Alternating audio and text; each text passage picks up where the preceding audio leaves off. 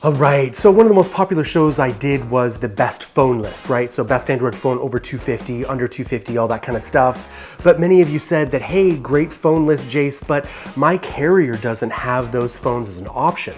So we thought we'd do a similar list, but geared towards specific major carriers across the US. So if you are an AT&T customer, this one's for you.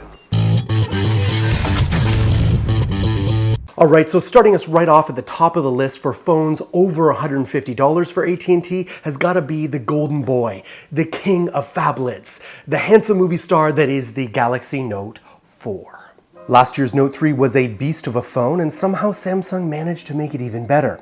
And thanks to its 5.7-inch quad-core HD Super AMOLED display, its big 3220 mAh battery, and 16-megapixel rear-facing camera, the Galaxy Note 4 is meant to draw in just about everyone who loves phablets or just big phones. It's running Android 4.4.4 KitKat and should be getting the update to Lollipop sometime in the very near future. If you're thinking about picking one up, however, this comes at a big price at $299 on contract with a 2-year contract.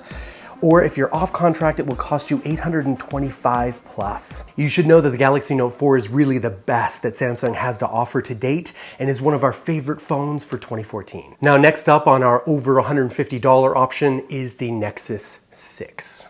The Nexus 6 is a staple on any list of top Android handsets at the moment, regardless of the carrier. Looming large both literally and through what it represents, Google's vision of what Android software should be like. Now, the biggest drawback with the Nexus 6 is the one that makes it stand out the most, which is its 6-inch display. The Nexus 6 will never be a good choice for everyone. However, if you're fine with the size, there's a lot to love about this phone. The screen, first of all, is fantastic. The processing package is top-notch, the camera is powerful, and the build quality is as good as any. Plus, even if Motorola and other phone makers are upping their updates game, Nexus is still the way to go if you love Android updates on the quick. Now, it's worth noting that the AT&T Nexus 6 model does have some carrier branding, but otherwise this is the same Nexus 6 you'd get unlocked if you bought from Google Play Store. As for pricing, the phone will set you back $249 with a 2-year contract, $682 outright. Now, because the Nexus 6 is relatively a new device, I would love to hear in the comments below what you guys think of it. For those of you who actually have the phone and have tried it for a couple weeks now, what do you think? Please let me know in the comments below. Now, a couple weeks ago when I published the best Android phones on the market list, I excluded the LG G3, and that made their owners stark raving mad. Well, it made this list. Now, at the time of its release, the LG G3 had some of the best specs on the smartphone market to date. It made headlines for the first phone to boast a quad HD display, and along with it came the 3000 mAh battery.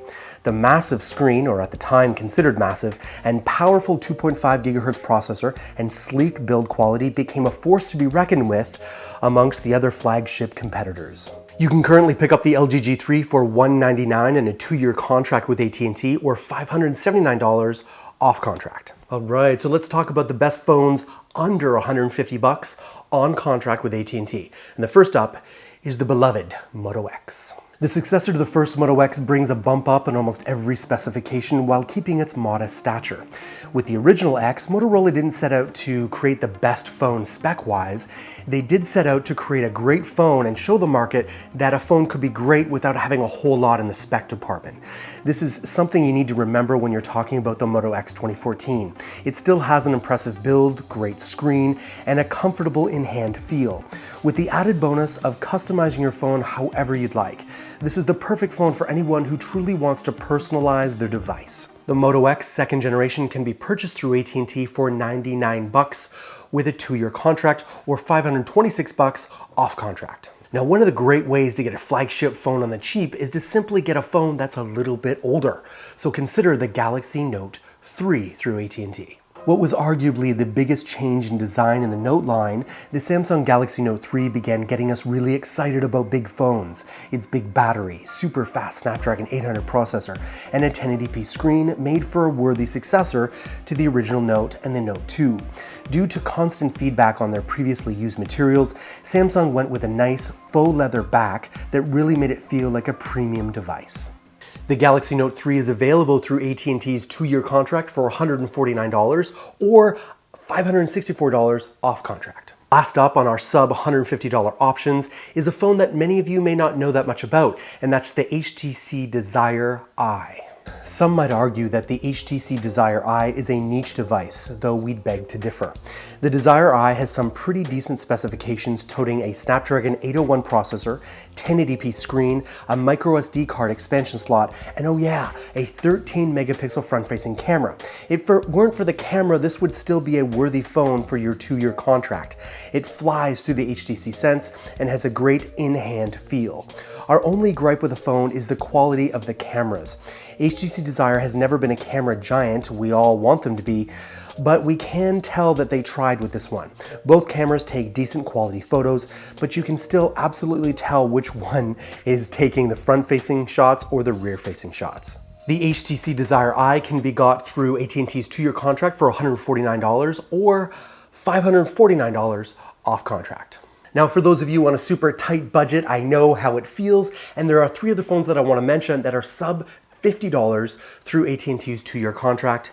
Here they are. And first up is the Moto X first generation. Ah, the memories. Motorola aimed to show us that they could make an inexpensive phone with mid-range specifications that performed almost as well as the competition. They managed to succeed with the Moto X. Many people grew very fond of this device with its smaller than usual 4.7-inch screen. Or consider the Moto G 4G LTE, not to be confused with the 2nd generation Moto G or even the original. But the Moto G 4G LTE model was introduced between these 2 generations, packing the same overall specifications as the original, but with a few changes, including a micro SD card slot and support for LTE. Aside from this, you get the same 4.5-inch 720p display, a Snapdragon 400 CPU, and 1 GB of RAM, and everything else you'd come to expect from the original Moto G. And our third and final option for the sub $50 category is the LG G Vista. For users who value multimedia capabilities over other things, the Vista is a great choice. It has a 5.7-inch screen that's great for watching movies or shows, and surprisingly a great 8-megapixel camera, and has a big removable battery for the road warriors out there. If you don't mind the 8 GB of internal storage and 720p display, the Vista may be the one for you. Thanks for watching Android Army. My name is Jace. I'd love to connect with you right here on Google Plus or Twitter, and I'm sure that other people will put in the comments below their experiences with various AT&T devices. Other people will appreciate that. Thank you. You don't want to forget about my brothers in Android, Josh, Joe, and the Tech Ninja Kevin, Lon, and Chris, Gary, and Ash, all working real hard to deliver the best Android content on the web. I should see you next week on Android Q&A.